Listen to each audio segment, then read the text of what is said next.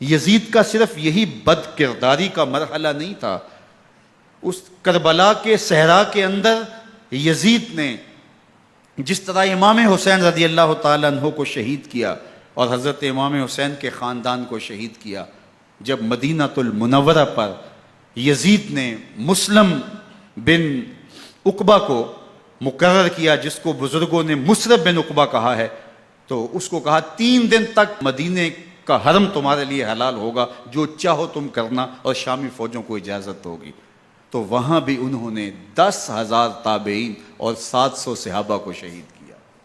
حضرت ابو سعید خدری رضی اللہ تعالیٰ عنہ گھر سے باہر نکلے، کافی بوڑھے ہو چکے تھے، تو انہوں نے حضرت ابو سعید خدری کو پکڑ لیا، کہا تم کون ہو؟ کہا مجھے ابو سعید خدری کہتے ہیں۔ تو کہا ہاں تمہارا نام سنا ہے، اور داڑھی سے پکڑ کے کھینچا اور کہا کہ ہے تمہارے پاس جو ہمیں دو؟ تو کہا کہ میرے پاس تو کچھ بھی نہیں، میں تو فقیر آدمی ہوں۔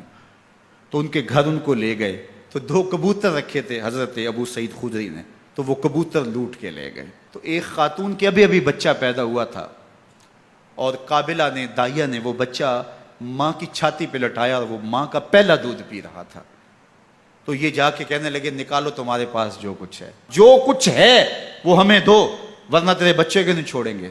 تو ماں بچے سے مخاطب ہو کے کہتی ہے، ابھی بچہ پیدا ہوا ہے اور ماں سے پہلا دودھ پی رہے، کہ بیٹے اگر میرے پاس کچھ ہوتا، وہ قیمتی سے قیمتی چیز بھی ہوتی، تیری جان کے لیے قربان کرتی، لیکن اس وقت میرے پاس کچھ ہے نہیں۔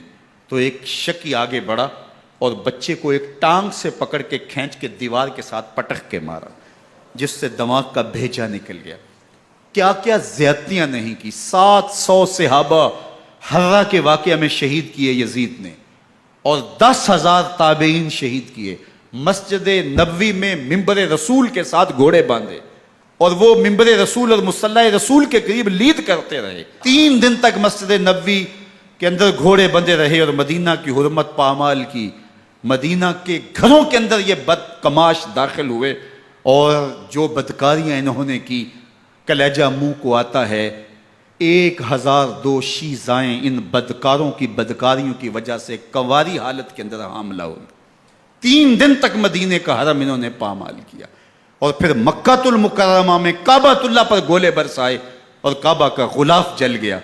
وہ تو یزید مر گیا، اور حضرت عبداللہ ابن زبیر رضی اللہ تعالیٰ عنہ نے اپنی خلافت کا اعلان کیا۔ یزید کے یہ کرتوت تھے، ادھر اہل مدینہ کو ستایا، ادھر اہل مکہ کو ستایا، اور رسول اللہ صلی اللہ علیہ وسلم کے خانوادے کی بے حرمتی اور توہین کی۔ نہ صرف انہیں قتل کیا گیا، ان کی لاشوں پہ گھوڑے دوڑائے۔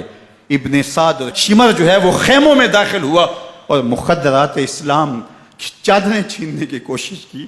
حضرت زینب سلام اللہ علیہ نے مخاطب ہو کے کہا ہمارے چہرے کے رکھوالے چلے گئے ہیں، ظالم تو خیال نہیں کرتا ہم رسول اللہ کی بیٹیاں ہیں۔ حضرت شہربانو، حضرت زین العابدین اور حضرت زینب سلام اللہ علیہم، ان تینوں کو ایک اونٹ پہ باندھا گیا، اور باقی اونٹوں پہ باقی سادات کو، حضور کی شہزادیوں کو باندھا گیا، رسیوں میں جکڑا گیا، اور اونٹوں پہ باندھ کر کے کوفے کی جانب آگے آگے شہیدوں کے سر چل رہے ہیں، اور پیچھے یہ قافلہ چل رہا ہے۔ اور جب یہ قافلہ وہاں سے گزرا جہاں لاشیں پڑی تھیں، امام زین العابدین 14 سال کے تھے اور بیمار تھے، اور ان کا حوصلہ نہ ہوا، وہاں غشی ان کے اوپر آنے لگی، اور وہ منظر ابن کثیر نے، باقی لوگوں سب نے لکھا ہے کہ پھر جب ان کی یہ حالت ہوئی تو پھر سیدہ زینب سلام اللہ علیہ، جنہوں نے ابھی تک بڑے حوصلے کے ساتھ ساری مشکلات کا مقابلہ کیا تھا، اب ان کے بندھن ٹوٹ گئے اور آنکھوں سے آنسو بہنے لگے، اور سیدہ زینب نے امام حسین رضی اللہ تعالیٰ عنہ کی لاش پہ کھڑے ہو کے، اور وہ روندی ہوئی لاش، ٹوٹی ہوئی ہڈیاں، اور وہ برینا بدن، کٹا ہوا سر نیزے کی نوک پہ، اور لاش یہ پڑی ہے، تو حضرت سیدہ زینب نے مدینے کی طرف منہ کر کے جو ہے وہ حضور سے فریاد کی، رسول اللہ، اے پیارے آقا، یا جدہ ہو، اے ہمارے نانا محترم، یہ دیکھیے آپ کا حسین پڑا ہوا ہے۔ بدن سے کپڑے اتار لیے گئے، خاک ہوائیں اڑا رہی ہیں، اور اس کے اوپر چادر جو ہے وہ مٹی کی پڑ گئی ہے، یا محمد آہو۔ اور آگے فرمایا حضور آپ کی اولاد کاٹ دی گئی، اور پھر کہا بناتوں کا سبایا، حضور دیکھیے آپ کی بیٹیوں کے ہاتھ باندھ دیے گئے ہیں، اونٹوں پہ کس دیا گیا ہے، سرے شہیدہ آگے آگے چل رہے ہیں۔ راستے کے اندر ایک جگہ آئی اور ان کو اتارا گیا۔